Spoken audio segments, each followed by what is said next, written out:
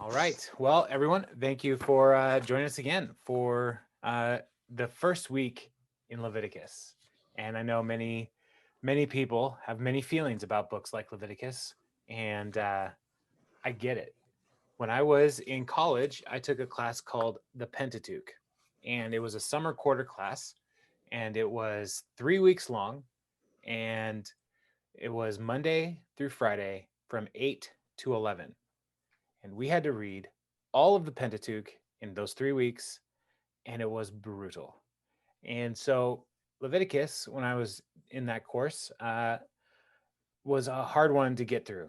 And even now, there are times when I find myself being unable to sleep, I turn to Leviticus on my uh, on my phone, and I put in a AirPod, and I just let my phone read to me the the different instructions for the sacrifices. And so today we're going to be in that very section talking about some instructions for sacrifices. And there are going to be some times as we go through Leviticus we're like, what is the point of this?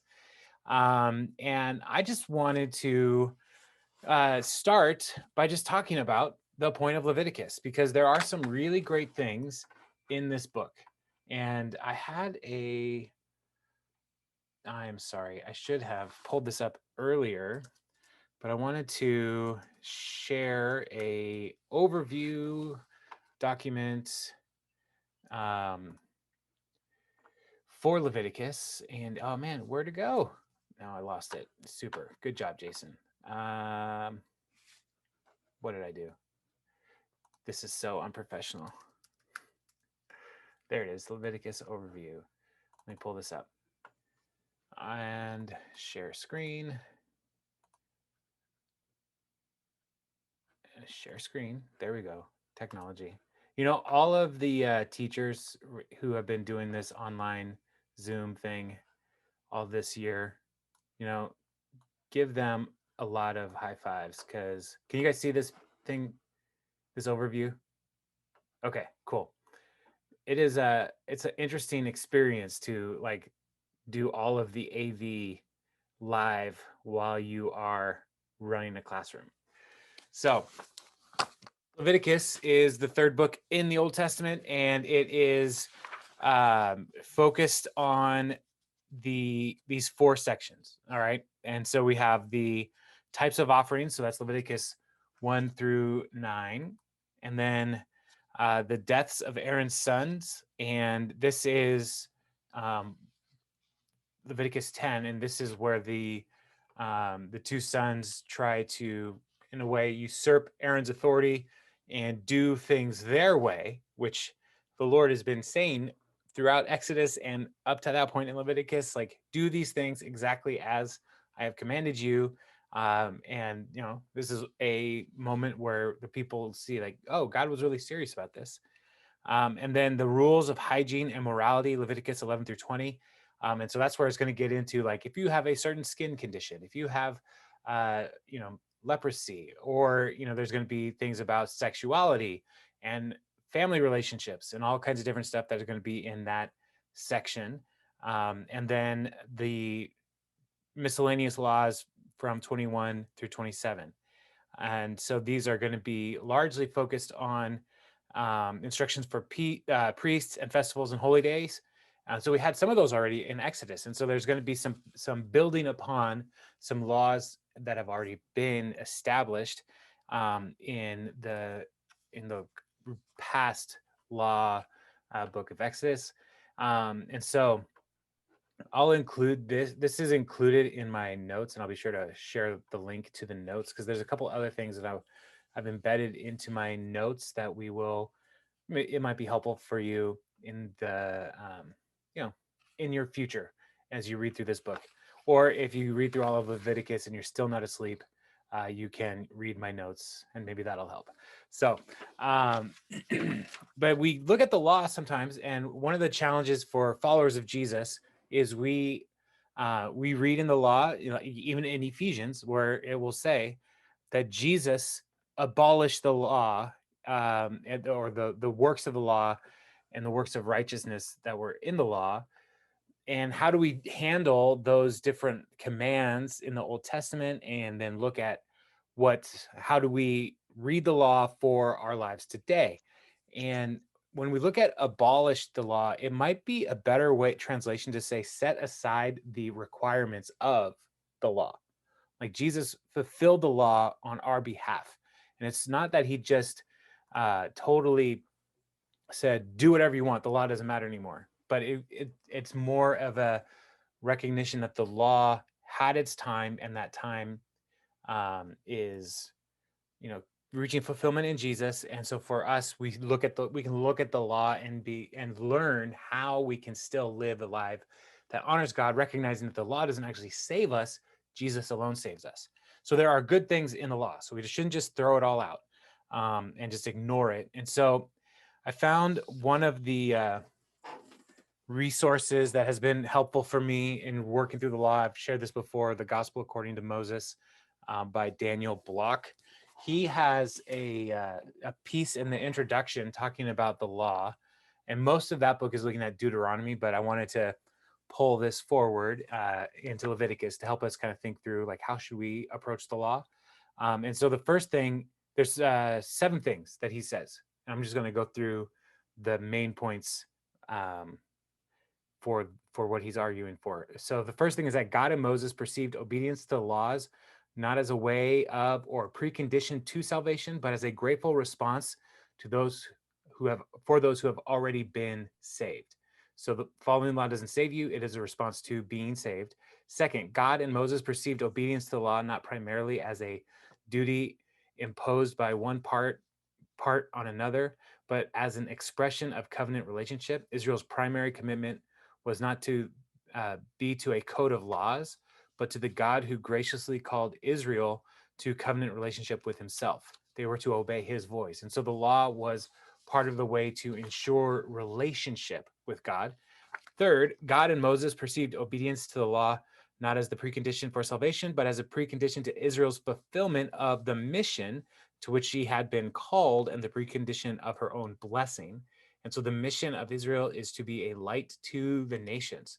And so following the law was intended to help them fulfill that mission, to show what it looks like to honor God, to receive God's blessings, so that the other nations would see that the law is the path to life that God has provided for people. Fourth, God and Moses perceived God's revelation of the law to Israel as a supreme and unique privilege, in contrast to the nations who worshipped idols, lowercase g, gods of wood and stone that never spoke. And so they received the law, recognizing that these are the words spoken by God to us. And so we should recognize that this is a blessing. Fifth, God and Moses perceived true obedience to the law to be the external expression of an inward disposition of fear and faith in God and covenant love toward him. And that fear in the Bible, we recognize as like the overwhelming awe of God. And so that is the obedience is a response to that fear and faith. Sixth, both God and Moses perceived the laws holistically, viewing all life as under the authority of the divine king, who is establishing the covenant with the people of Israel. And seventh, both God and Moses perceived the laws as comprehensive and achievable. God did not oppose upon his people an impossibly high standard, but revealed to them in great detail a system of behavior that was uniquely righteous and gracious at the same time. And so all of these different understandings of the law can help shape us as we read the law through our salvation experience in Jesus, recognizing that there are good things in the law. And so when we look at laws like whether or not you should have tattoos, the issue is not the tattoo. The issue is, what does that tattoo symbolize? What is that associated with? And so, like in the laws about tattoos, the people in the ancient world, they were getting tattoos to identify themselves to idols and to false gods. And so the Lord is saying, don't do that. That's not how you are to come to worship me. And so for followers of Jesus today, if you have a tattoo, you know, that doesn't mean that you're not a Christian, but we should really wrestle with, like, what does this symbolism mean? And are we willing to make sure that even in our bodies we are representing Christ to the world and not any of the ways of the world at large. So as we jump in, like Leviticus is going to just kind of just start. And, this is the third book in the Pentateuch. And, there's no preamble because as we are walking into out of Exodus, the tabernacle is being built and the glory of God has come and is dwelling in the tabernacle. And Leviticus starts with, and the Lord called Moses. And so we call it Leviticus, but the Hebrew name is actually like the Lord spoke, the Lord called. And like that is the way the Hebrew naming convention for the books of the Hebrew scriptures is like the first words, the first phrase of the book. And so we call it Leviticus, looking at how a lot of this has to do with the Levites, but it's really the Lord called the people. The Lord called to Moses. And so we're going to be looking tonight at burnt offerings, grain offerings, and fellowship offerings. So it's going to be real fun. I promise you, it'll be fun. As I was researching this, I was like, this is actually pretty interesting to me. And so the burnt grain and fellowship offerings as we're looking at this, were voluntary acts offered to God without a stated reason. So these offerings are not necessarily about forgiveness of sin. It is just a way of expressing gratitude to the Lord. But even then, the Lord wants to make sure that the people making these offerings are following his instructions. And so let's just jump right in to Leviticus 1, and we're going to go all the way through Leviticus 3 today. So the Lord called to Moses and spoke to him from the tent of meeting. He said, "Speak to the Israelites and say to them, when anyone among you brings an offering to the Lord, bring as your offering an animal from either the herd or the flock. If the offering is a burnt offering from the herd, you are to offer a male without defect. You must present it at the entrance to the tent of meeting so that it will be acceptable to the Lord. You are to lay your hand on the head of the burnt offering, and it will be accepted on your behalf to make atonement for you. You are to slaughter the young bull before the Lord, and then Aaron's sons, the priests, shall bring the blood and splash it against the sides of the altar at the entrance to the tent of meeting. You are to skin the burnt offering and cut it into pieces. The sons of Aaron, the priests, are to put fire on the altar and arrange wood on the fire. Then Aaron's sons, the priests, shall arrange the pieces, including the head and the fat, on the wood that is burning on the altar. You are to wash the internal organs and the legs with water, and the priest is to burn all of it on the altar. It is a burnt offering, a food offering, an aroma pleasing to the Lord. And so here we are, just jumping right in. If anybody wants to do this from the herds or the flocks, they need to follow these instructions. And these instructions are part of the importance is recognizing the suzerain vassal treaty relationship. The suzerain is the dominant partner, the vassal is the under partner. So in the covenant that God is making with Israel, the Lord is the suzerain, and so he is setting the terms. And in these covenants in the ancient world, the vassals would bring their offerings to the king as a way of honoring the king. And so that part of these offerings that we're looking through is one of the ways that we just say, like, we, the people of Israel, are bringing you our offering because we are thankful to be in covenant with you, and we are thankful for your blessings. And so that's really the first category of these first offerings. And so I want to share with you this the tent of meeting. We've kind of looked at this before. This document here, these are just right out of my notes. And so this is the tabernacle. The ark is in the most holy place, and then the holy place. The altar and the basin are in the courtyard. And so most of what's going on in these offerings is out here. But they do have to bring the animal. Here is the animal from the herd, a male without defect, to the entrance to the tent and present it to the Lord. Um, and as they are doing that, they also are leaning um, leaning on the animal, laying their hands on it. And so sometimes we look at, you might hear lay your hands on and picture like the way we like lay hands on people on a Sunday morning, or like we're praying for somebody. And we do that in the church. We lay hands on people to identify with their ministry, to impart the Holy Spirit onto people. When we pray for healing, those are all the reasons why we lay hands on people in the modern church. Here, the person making the offering is not just like putting their hands lightly on the shoulder of the animal. They're leaning on the animal and like in a way like representing transferring themselves, the their life, all their who they are, transferring that onto the animal as a way of saying like, God has blessed me, and I'm offering this animal as a way of saying thanks to the Lord. So I'm identifying and leaning on this animal. And so as we look through, like, since I've already got this shared with you, these are some of the different categories of offerings. And so the burnt offering, cattle, sheep, goats, and birds.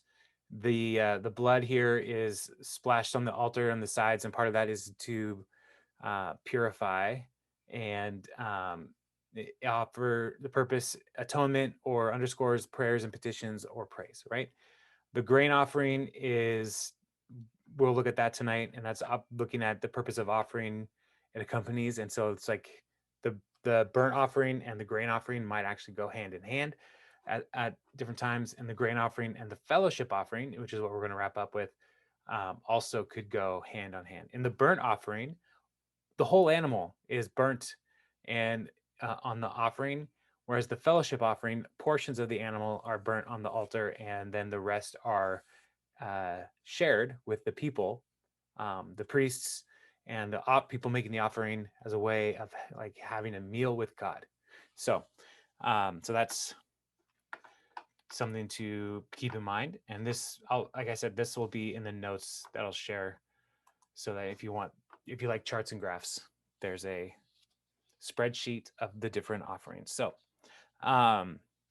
yes, they're supposed to present the offering, lean on the animal as a way of identifying, and they essentially, like, we'll see that with greater explanation on the Day of Atonement, where the priests are doing this on behalf of the people of Israel. But again, this first offering is not necessarily only for forgiveness of sin. It is it is really a free will offering, just saying we want to worship the Lord.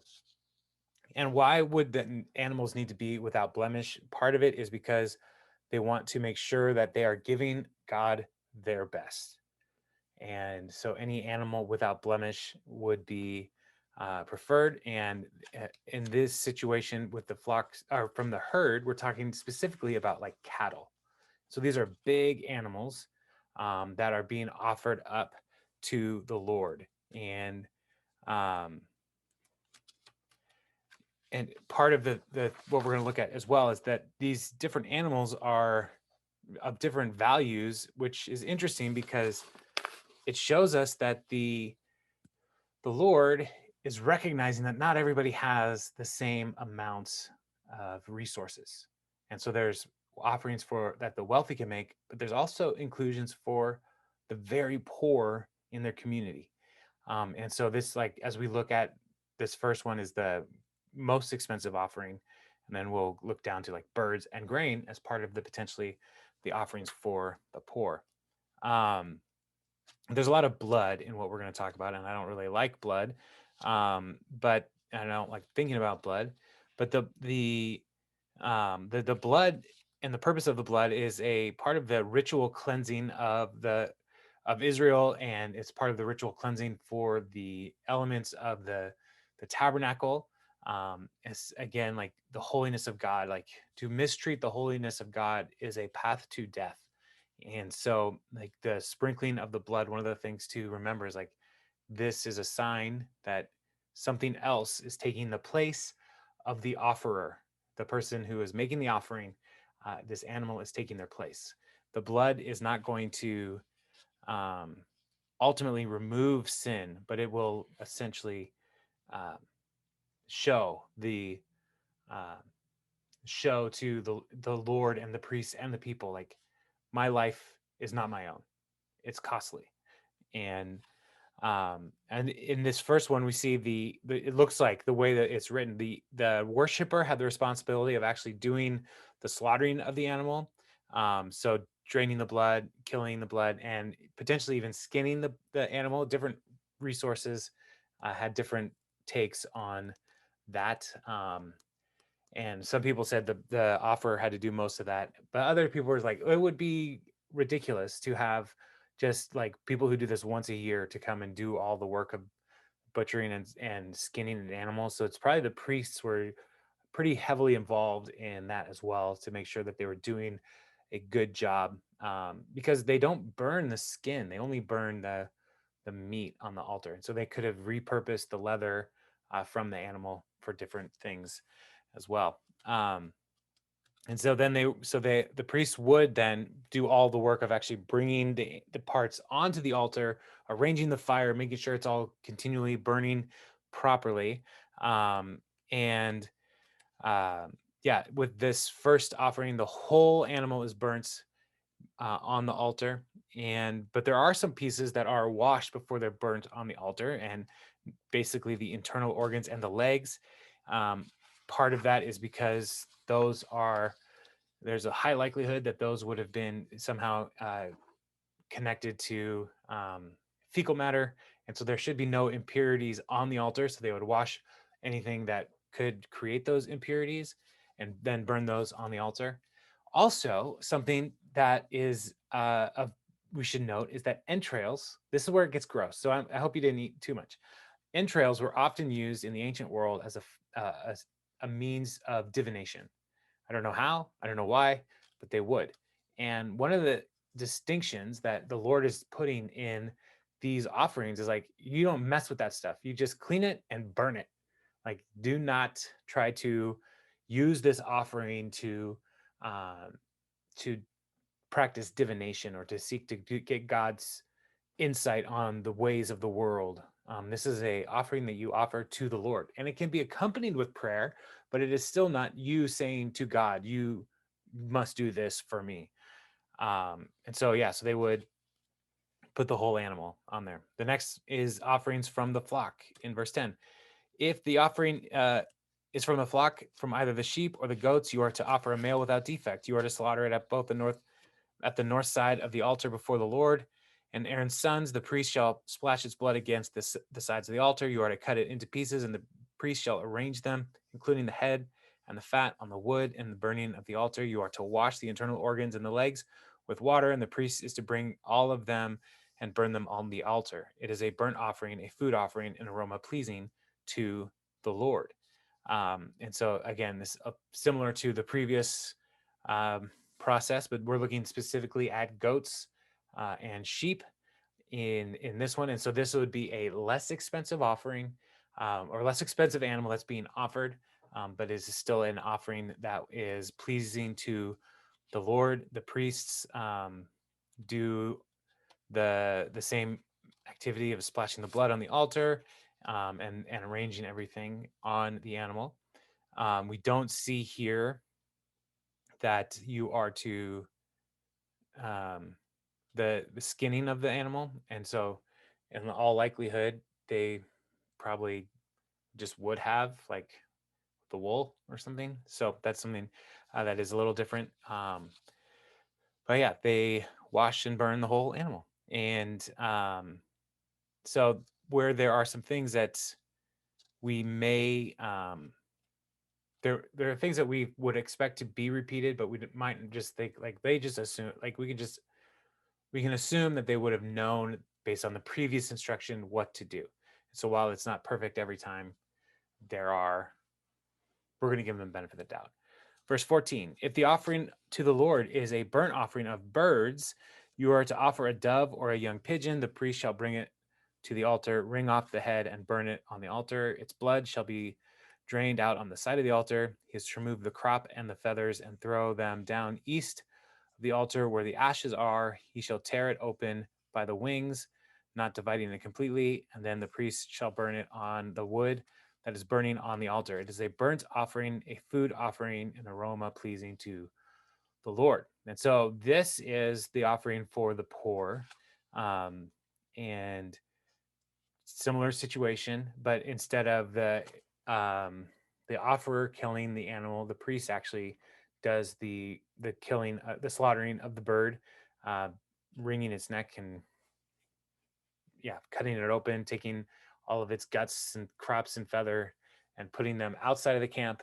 Is where the east, where the ashes are, is outside of the taking the outside of the altar area, and then they lay the bird like they bird out this way.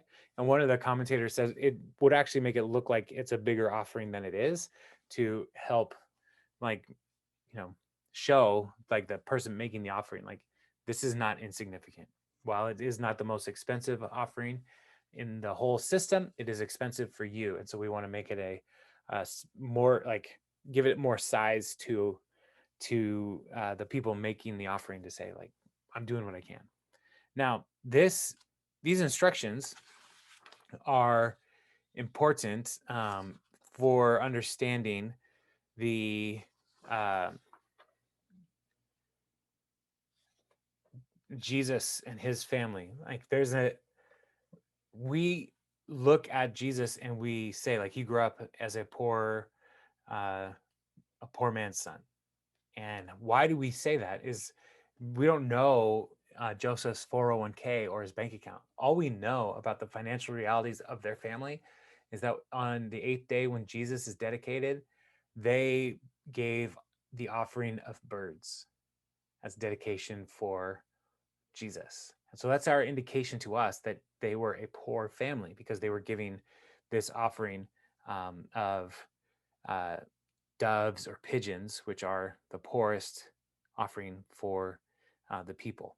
And so this is, again, like the bull offering, the sheep or goats offering, the bird, all of it is completely consumed in the burnt offering.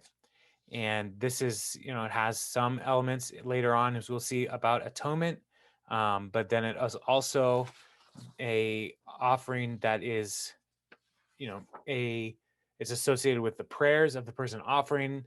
It's associated with the trust that the Lord is good, and they're acknowledging his goodness, their complete dependence upon him. And so whether it's, for petition or praise, the burnt offering served as like an exclamation point for their worship, to say, I am giving you something of great value, Lord, and I'm trusting you. So one of the commentators that I was reading through made a great little example, and I want to share this.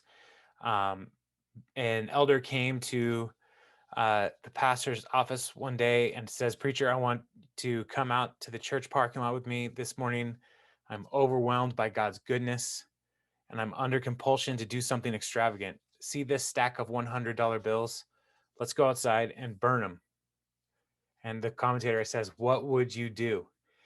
Be clear. If you simply say, no, let's take that money and give it to the church world service, give it to missions, you may unintentionally demonstrate that you are more enamored by the power of money than the power of worship. A prize cow was as close to a stack of $100 bills as the Israelites got. It could fill the stomachs and provide security for many people. But if this cow was selected by its owner for a burnt offering, all this life-giving potential went up in smoke." And that is a pretty intense picture. And as a pastor, reading that, I was like, yikes, that is a convicting metaphor that was being given. But that's the kind of value that the people were putting on these offerings. Like, it is just wealth that is going to be burned completely to the Lord. So that's significant. So, but also keep in mind, just burning money, it's in some cases could be a federal crime. So just keep that in mind. Anyway, let's keep going. Chapter 2, talking about the grain offering. When anyone brings a grain offering to the Lord, their offering is to be of the finest flour. They are to pour olive oil on it, put incense on it, and take it to Aaron's sons, the priests. The priest shall take a handful of the flour and oil, together with all the incense, and burn this as a memorial portion on the altar, a food offering, an aroma pleasing to the Lord. The rest of the grain offering belongs to Aaron and his sons. It is the most holy part of the food offerings presented to the Lord. So the documentation and offering here, it looks like these burnt offerings and these grain offerings would often go hand in hand. And so they may have been looking at their sacrifices as meals.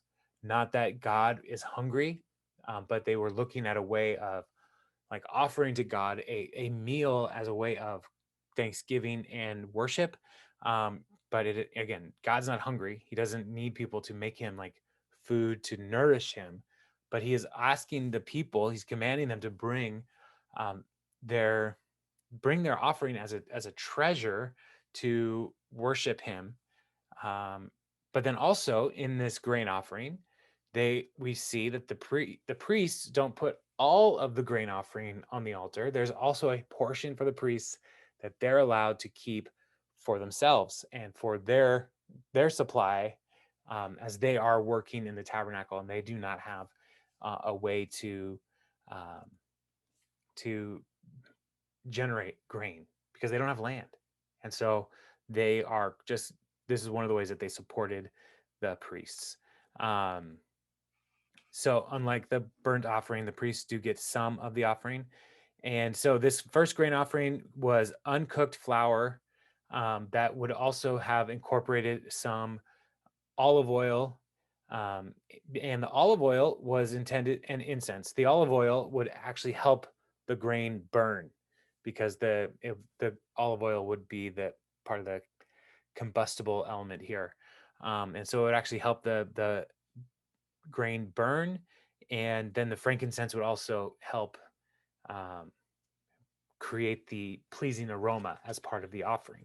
And so they would probably mix the olive oil and the grain together, put put that on the offering, and then put some frankincense on there, because the priests would not eat frankincense. That was a separate thing.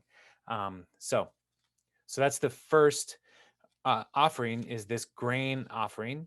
And there are some who would possibly could read this as a one more level of offering for the super poor. If they don't have any animals that, from the herds, flocks, or doves, then the grain offering could also be a part of that offering to support the work of the church, of the tabernacle, as well as to um, support, as to worship the Lord as a free will offering. And it says here that it's a memorial portion. And one of the things that we have to make clear is that God does not forget anything. And so the memorial, this language is focusing on the idea of using this language to describe the Lord's favor and care towards his people. It can also be used to describe the Lord's delivering a person from a specific trial, such as sickness, oppression from enemies, or the inability to have children. So to be remembered before the Lord was to experience his favor. So that's what the memorial offering is saying, like, Lord, I'm asking for your favor in my life. Um, and as we look at this offering too, there's the holy and most holy. And so with the most holy offerings, the burnt offerings, all went to the Lord. The whole animal was burnt. With the most holy grain offerings, those were elements that were only allowed to be consumed in the tabernacle. There are some elements of the grain offerings that could go back home with the priests to serve to their family. But for these most holy offerings, it was all supposed to happen in the tabernacle. So while they were working there, that was their food. So text doesn't explain why some offerings are holy and others are most holy, but it does identify which category belongs an offering belongs to, and so it needs to be treated properly. So let's keep going. Verse 4. If you bring a grain offering baked in an oven, it is to consist of the finest flour, either thick loaves made without yeast and with olive oil mixed in, or thin loaves without yeast and brushed with olive oil. And if your grain offering is prepared on a griddle, it is not. It is to be made of the finest flour mixed with oil and without yeast. Crumble it and pour oil on it. It is a grain offering. If your grain offering is cooked in a pan, it is to be made of the finest flour and some olive oil. Bring the grain offering made of these things to the Lord. Present it to the priest, who shall take it to the altar. He shall take out the memorial portion from the grain offering and burn it on the altar as a food offering, an aroma pleasing to the Lord. The rest of the grain offering belongs to Aaron and his sons. It is the most holy part of the food offering presented to the Lord. And so the first one is just the grain and the olive oil. And then you can also bring a grain offering that's already prepared as a kind of loaf or like a flatbread. And then so these are the baked items. And one of the most important elements that we should note here is there's no yeast allowed in any baked goods in the offering. And part of that is because yeast is introducing fermentation, a kind of spoilage is one way to look at it. Another way to look at it is that yeast is actually a bacteria, and it's like a living animal, and so you're not supposed to offer anything that is currently living on the altar. Everything on the altar must be slaughtered before it gets to the altar. But then also yeast throughout the Bible is considered to be a sign of sin and decay. And so that's something as well to be mindful of. Like, you cannot bring anything that is altering the grain beyond its just processing, initial processing, um, to expand or do anything with the loaf. It has to be free of blemish. Just as the animals need to be free of blemish, so too the grain offering should be free of blemish. And similar situation is placed where they take out the memorial offering and put that on the altar, and the rest goes to Aaron and the sons, and this is the most holy offering. Verse 11. Every grain offering you bring to the Lord must be made without yeast, for you are not to burn any yeast or honey in a food offering presented to the Lord. You may bring them to the Lord as an offering of the first fruits, but they are not to be offered on the altar as a pleasing aroma. Season all your grain offerings with salt. Do not leave the salt of the covenant of your God out of your grain offerings. Add salt to all your offerings. If you bring a grain offering of first fruits to the Lord, offer crushed heads of new grain roasted in the fire. Put oil and incense on it. It is a grain offering. The priest shall burn the memorial portion of the crushed grain and the oil together with all the incense as a food offering presented to the Lord. So we already talked about yeast, but honey is probably not talking about bee honey here. It is probably talking about like basically date juice, which would have been thick and sticky and very sweet. And so that could have been what they meant by honey.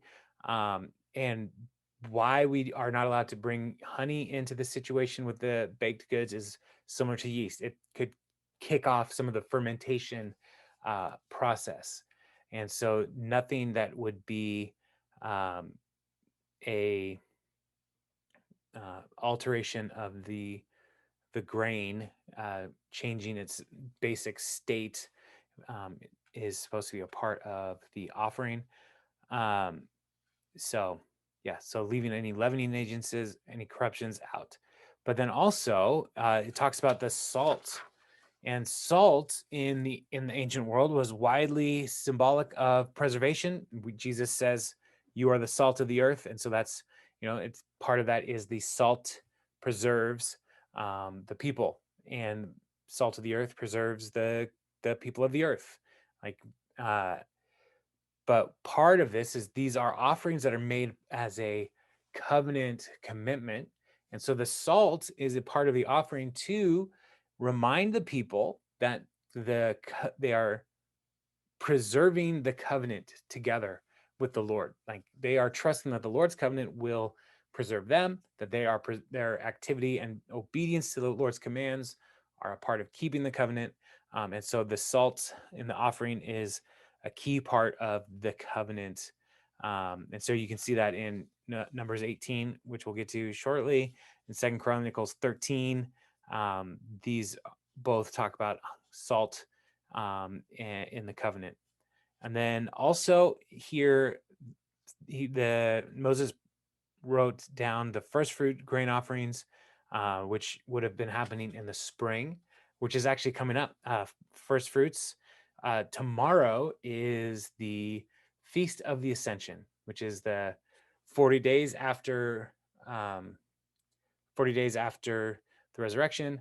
The Lord was taken back up to the presence of God the Father, and then 10 days after that is Pentecost.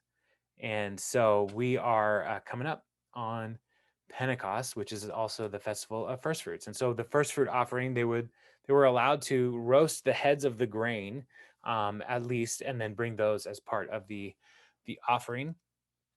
And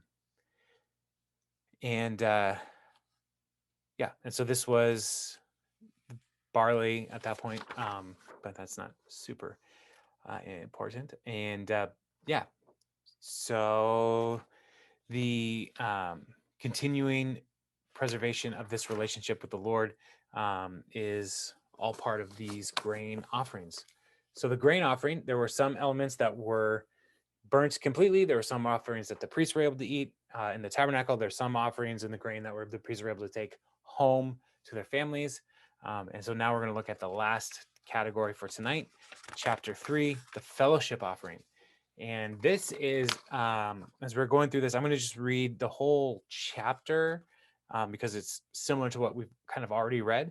But the point of the fellowship offering is not to burn the whole animal or the whole offering on the altar, but to enjoy the blessings of the Lord in a way of having a meal with the Lord. So let's jump in, chapter 3, verse 1.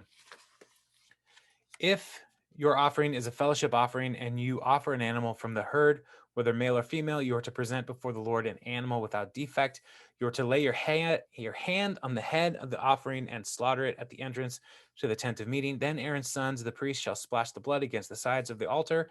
From the fellowship offering, you are to bring a food offering to the Lord, the internal organs and all the fat that is connected to them, both kidneys and the fat on them near the loins, and the long lobe of the liver, which you will remove from the kidneys. Then Aaron's sons are to burn it on the altar on top of the burnt offering that is lying on the burning wood. It is a food offering, an aroma pleasing to the Lord.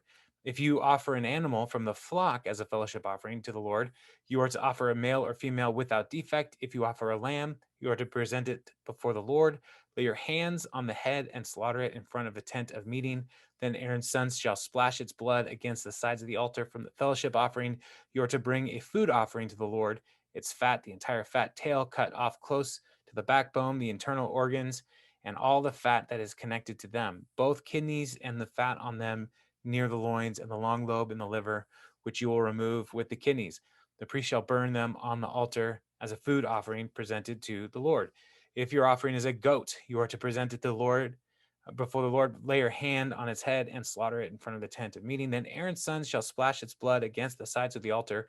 From what you offer, you are to present this food offering to the Lord, the internal organs and all the fat that is connected to them, both kidneys and the fat on them near the loins, and the long lobe of the liver, which you will remove with the kidneys. The priest shall burn them on the altar as a food offering, a pleasing aroma. All the fat is the Lord's.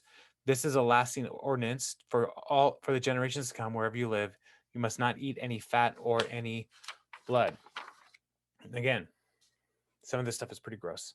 But this is a meal shared with the Lord and the worshipers. Again, God is not hungry. He does not need this food, but we are invited to come to his table to be with him. And so the best parts, the most flavorful parts of the meat from these animals is the fatty parts. Like, I don't know about you, but I love a good ribeye steak. Oh man, so good. And one of the reasons why it's so good is just because what my chef friends tell me, the flavor is in the fat. And so, because the ribeye is a fattier cut of meat, it tastes amazing. But the same is true with bacon. Why is bacon so good? Well, it's heavily salted, but also the flavor is in the fat. And so the in all of these different offerings, they are trimming out all the internal organs, all of the different stuff, and all of the fatty elements where the flavor is. And like looking at the sheep in particular, it talks about the fatty tail of the sheep. Our sheep tails in this region are very small, petite little sheep tails. But in the sheep that they're talking about in this passage, I wrote down the fat tail. It could be, in some cases, as long as 4 or 5 feet and weighing up to 50 pounds.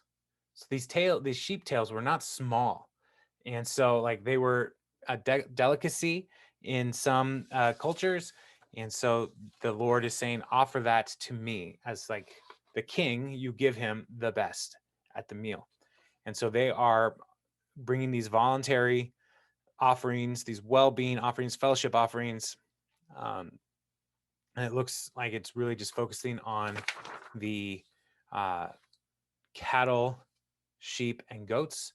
There isn't a bird offering here, um, and part of that is because birds were not enough to share these pigeons and doves, and so they are sharing this animal with the Lord, and they would most likely, like if you think about all of these things coming together, somebody would have brought the bull for the burnt offering, and they probably would have also brought another animal for the fellowship offering to go and coincide with the grain offering. And all of these things could be burned at the same time. And so the whole animal that's on the altar for the burnt offering, the priest would put all the fatty parts on top of that to help ensure that all of that got consumed and burned up, because the fat also is a flammable substance. And so all of these things were happening and burning throughout the day, throughout the whole um, time that people were gathering together. And so the um, the people then would look at the offering as a opportunity, the fellowship offering as an opportunity to celebrate God's goodness, to be together, to build community. But you go one further. If you've got the people who are making the offering for the birds, this is another opportunity for the people who are who are bringing in a bull to the fellowship offering. They have an opportunity to share with the poor among them, to share with those who do not have a lot. And because a bull is a very large animal, there's a lot to eat there. And so, um, even giving the Lord his portions would have had plenty for people to share, and uh, have plenty left over, but they're not supposed to take these fellowship offerings home. Like this is like, you got to eat all this. This is a party. So bring some people to share this food. Now, the fat is supposed to be burned entirely, not supposed to be, because it's all God's.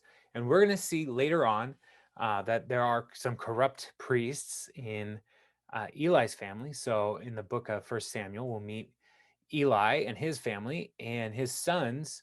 Part of their corruption, there's two elements of their corruption. Is the first is they were taking advantage of the women who are serving around the tabernacle and sleeping with them. The second is they were taking the fat out of taking the fat from the offerings that were supposed to go to the Lord, and they were eating them themselves. And so that's part of the corruption of Eli's sons. And so, we see these laws put into place, and like, how will we ever know if people carry this out? But the writers of Scripture tell us, and this is one of the things that I appreciate so much about the Bible, is they're not hiding the failure of the people in the Bible. when the people fail, the writers tell us. And so we have a reliable record because it's honest. And so while maybe you read through the Eli story and like, that's weird. Why would anybody care that they're eating the fat? Well, it's because it's all the way back here in Leviticus. They're not supposed to do that. That's all supposed to be given to the Lord. And so these feasts with the Lord are a kind of communion with God. When the elders of Israel went up the Mount Sinai with Moses, they ate with the Lord there. But then, whenever the people bring these offerings, they have an opportunity to eat with the Lord again. Now, fast forward to our situation where we find ourselves, and the Lord Jesus, the night he was betrayed, he did not say like the lamb from Passover, use that for me. No, he took bread and the cup, and all of these different offerings. The blood is supposed to be splashed on the altar as a sign, as a way of atoning for the offerer, and the atoning for the different elements of the tabernacle. But Jesus took the cup and he said, this cup is a new covenant in my blood for the forgiveness of sins. Do this in remembrance of me.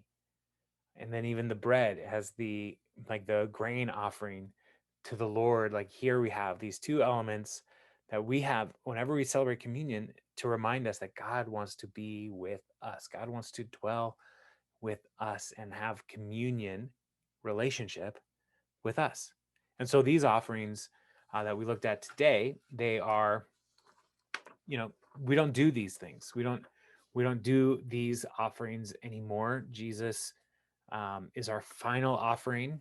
As the writer of Hebrews tells us, he completed the offering system. And so we don't do these offerings anymore, but back to communion, like, it's not to say like we're re-crucifying Christ, but we are remembering what he has accomplished for us. And so those are the first three offerings. Next week, we'll look at purification and reparation offerings. And so there's a little bit more sacrifice stuff that we're going to talk about. But are there any thoughts or questions? Anything we're like, wow, that was really a lot. That was kind of gross. And I'll just be like, yeah, it was. I get it. So, yeah. Any thoughts, questions?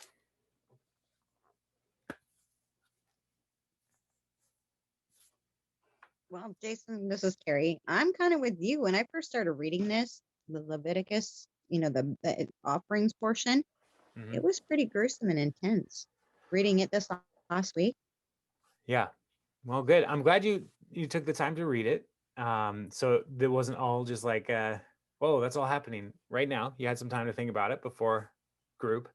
Mhm. So yeah, but it is intense. And one of the, like, our culture, if unless you're a farmer in our modern age, you really don't deal with animals and death.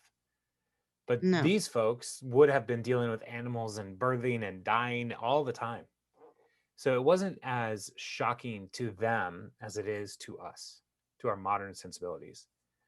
yeah. And so that's something to keep in mind. Like, they would have been like, "Oh yeah, you slaughter the animal. That's what you do. Like, if you're gonna eat an animal, it's gonna have to die first." Like, so You it's never think about that though. In our age, we go to the grocery no, store; it's already done for us. We love steak and big old barbecue, yeah, but the thought of doing it yourself is like, whoa. I mean, that first section in chapter 1, when they're flinging the blood on the yeah, altar, I thought, yeah, who's cleaning all this up? As a mom, I'm like, whoa, that'd be one big mess. That's great barbecue and all, but clean up Yeah, I yeah, was thinking crew. about the smell. Yeah, that was the other yeah, thing. Yeah. yeah, yeah. It And would the have flies. smelled interesting for sure. Because And do you like think there's there was a the ton of flies? there well, I don't know if there would have been a lot of flies. Part of the process though, like, they're burning things. So like with the burning, there is the barbecue smell. I love the smell of Mhm. barbecue, right? But also all of the blood is going to smell bad. Yeah, It's not going to be great. And so that's one of the reasons why, like, it with like they're throwing incense onto the altar as well, in different parts to like help cover up the smell of the offal, which is a part of the whole thing that's getting burnt.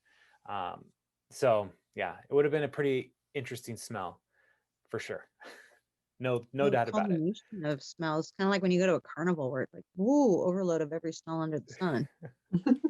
Yeah, going through the animal displays at the fair, like those are like, wow, I didn't know goats smelled this bad. They do. Uh, Mhm. so Yeah. yeah, but the yeah, it's a lot of intense imagery, but part of the motive, like it's not just imagery, like it's intense things for us to think about. But part of the value of these sacrifices is recognizing the cost of redemption. Like well, that Yeah. God rescued the people of Israel and he brought them into covenant, like that there's a cost for their life. And these sacrifices help them to see the cost of sin, the cost like that God would be with them. Like God chose them, not because they're so great, but he just chose the nation of Israel for his special possession. But there's still like there's a cost in following the Lord and in discipleship of saying like I'm willing to offer this animal as a sign of thanks to you because of all that you have done for me. So yeah, so these different elements are all part of those that cost structure, which sounds so economic and terrible, but it's I mean that's the way our world thinks is cost structure. So Would it yeah, also be kind of the first, uh, ideology of tithe? well the tithe will come up. That'll be brought up. So they are taught they are going to be required at different points to bring 10% of their flocks, 10% of um, their grain, their harvests, all of that. So that will be brought up. And so this is not the tithe. This is a Mhm. free will offering that they're giving to the Lord. No. And so it's beyond the tithe. So Mm. when like different people try to like quantify the percentages of the offerings that the people of Israel would make, and like I've heard as much as like 40% of their income like is actually or their wealth they were actually giving to the Lord at different points throughout the year. And so the 10% tithe was actually is like a low number for like faith for followers of Jesus today. Like a 10% tithe is actually much lower than what the people of Israel would have been expected to offer to the Lord. So it's hard to know for sure, like how that works out. But there's a lot of offerings that people bring. So, and they do that again. The first things that we looked at was looking at how the Lord has provided, and so the law was perceived to be a blessing to the people to be in relationship with God. It wasn't intended to be a burden to the people as much as a blessing. And as they followed the law, they were supposed to also then see God continue to bless them. So they didn't always do that very well. That's what Malachi is about. So yeah, any Well, it just other? seems like the law got all twisted up. Yeah, the law. Whenever people are given rules, they're going to want to make sure they, you know, either do the minimum of the rules or enforce that everybody else follows all the rules the way they think they should follow the rules. And then it gets misidentified as the rules are what save you instead of the rules are what helps you play the game. Like when you play Mm. Monopoly, like you don't read the rule book and think, wow, these rules are going to shape my life forever. And they're the most important thing. The most important thing about Monopoly is having fun with your friends. I don't know why I chose Monopoly as the example because it's the worst game, but like the game, like the rules are there to facilitate community Right. as you're playing the game, and like the law is there to facilitate community between the people and the Lord, and other people. And so it's supposed to be a blessing to a blessing of relationship. So How Mhm. often were these sacrifices supposed to be brought? these specific sacrifices, the text doesn't tell us like at this point how often. So like it just Mhm. starts like uh when anyone among you brings an offering to the Lord. So this is just the baseline of whenever you bring these kinds of offerings. So when we get to Day of Atonement or first fruits tithe, we'll get to those kinds of things, and those will be a little bit more spelled out. Day of Atonement and uh, Pentecost, first fruits, like those are tied to specific seasons of the year, and so that's one of the things as well. Like the grain offerings that they're supposed to bring as part of the tithe, that was like something they would most likely hold on to in their local towns and storehouses until like it was time to go to Jerusalem to offer the fest make these offerings at the different festivals. So yeah, and so there were 3 pilgrimages that the people were supposed to make to Jerusalem: Passover, Pentecost, and the feast of the High Holy Days in September. So tabernacles, trumpets, and Day of Atonement. So that would most likely be when they would bring these different elements, these different offerings, and they could bring other times throughout the year. But if there was a specific prayer request, like they were asking the Lord to, like if they were saying, like if there's a couple struggling with infertility, like Hannah and her husband, and I can never remember her husband's name, in First Samuel, like they probably came to the altar, made an offering. Um, so they probably did a burnt offering, a grain offering, and a fellowship offering. And while they're doing the fellowship offering, they're eating and everything and celebrating God's blessing. And Eli sees Hannah and like sees that she's praying. She's probably still praying as the burnt offering is being burnt up and consumed to the Lord, and she's praying there, and Eli assumes she's drunk, but she's praying so fervently that maybe it seems like nonsense to Eli, Right. so like that's not necessarily part of any of the festivals. That's just Hannah's family coming to intercede and to ask the Lord to bless them. So Right. yeah. Yeah. Any other thoughts, questions? So are they burning up lots and lots of trees to keep this fire going? Yes. Yeah. Yeah. That's a part of the priest's job is to make sure that they always have firewood to keep the fire going. And like when you read it, there's moments where it's like, does the fire ever go out? And it probably doesn't.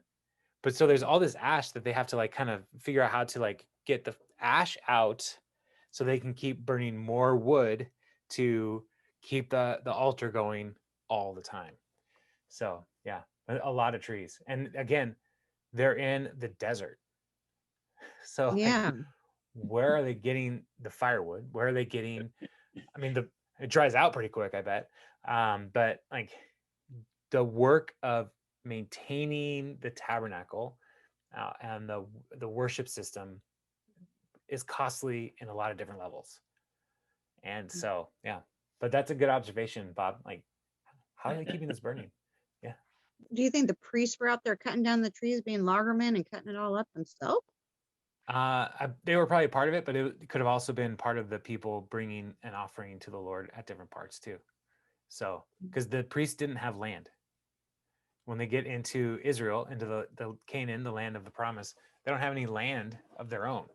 And so the people would have supplied firewood as well. So yeah, it's interesting the way the structure of the nation, like it really is like the people all contributed to the work of the tabernacle. That was the only way this could possibly work, is if the people were all pitching in, because the Levites were not big enough and they didn't have the resources necessary to do it on their own. And so I yeah, the think with whole that, it would be also one of those things. Sorry to interrupt you. I thought you were done. no, it's okay. Um, they would take ownership of it. If you work for something, it becomes, a part of you becomes with it, merges with it, and you're very Yeah. proud of it. Right. So it was a way for them to be integrated with and a part of them, embedded forever in it. Right. Yeah. And that's one of the reasons why their overwhelming response to the opportunity to give to their offerings to building the tabernacle. Like they recognize, like, oh, this is an opportunity to build a place where we can worship God the way God is instructing us to worship him. And they were eager to give. And they gave so much that Moses had to tell them to stop. So like it was key part of their whole identity. And that's one of the challenges, like as you read through the scripture, one of the things that I am in the book of the Kings right now, in 2 Kings. So I've read about Solomon building the temple. Solomon did not ask the people to contribute to building the temple. Solomon like just paid for it. And the people of Jerusalem never really took the temple seriously. And even the other kings didn't really take the temple very seriously. And I wonder if it's because it was all paid for by like one man, basically coordinating the whole thing and not asking the people to contribute to helping make the temple happen other than their labor, which Solomon made that happen. But we'll get to that. He made his own people slaves. So super fun. Super fun times, that Solomon guy. Wisest idiot of all time. So,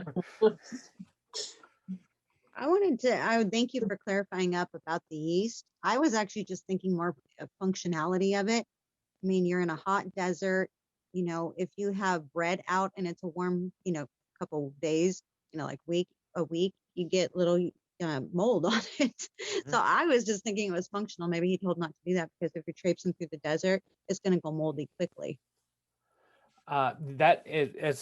That's possibly a part of the reason, because it is a contamination of the grain. Yeah. And so that's part of what is the reason why the yeast is not allowed to be in any offering. The people could use yeast at home in their eating and making of bread, but any offering had to have no yeast in it because it is a contaminant. So yeah, but they Crackers. yeah, what's that? Is that why we use crackers for communion? Yeah, Yeah, Yeah. because there's no yeast in them. yeah, they're unleavened. So Yeah. yeah, so when you go to a communion observation that's using like sourdough, that's fine. It's okay. Yeah. But just keep in mind, like, but we're also using grape juice and we're not using wine on Sunday morning. So, I'm not trying to throw stones, but like Jesus wasn't giving you sourdough at the Passover. He was giving the people, like, if anything, like a pita bread, like something flat like that, or a matzah, so more like a cracker. So yeah. But, yeah. Any other questions or thoughts from these chapters that we looked at today?